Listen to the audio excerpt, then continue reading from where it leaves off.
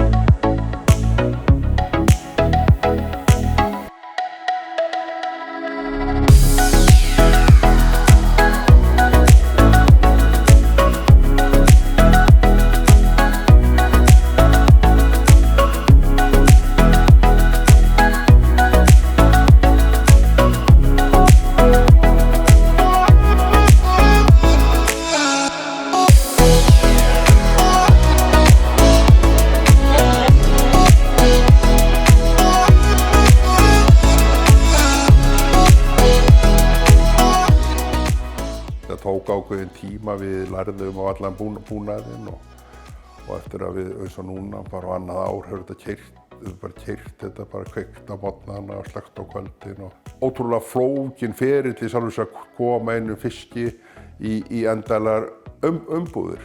Þetta eru þúsundir atriða sem þarf að gæta að, en þetta erum við að gera og erum, já, ég hef bara sagt mjög ánægð með þetta og stolt. En þetta er bara minnsta mál í heimu og þegar fólk kann á hana búna þá er þetta ekkert vandamál og þetta bara, já, bara svo hugur manns. Þetta virkar mjög vel.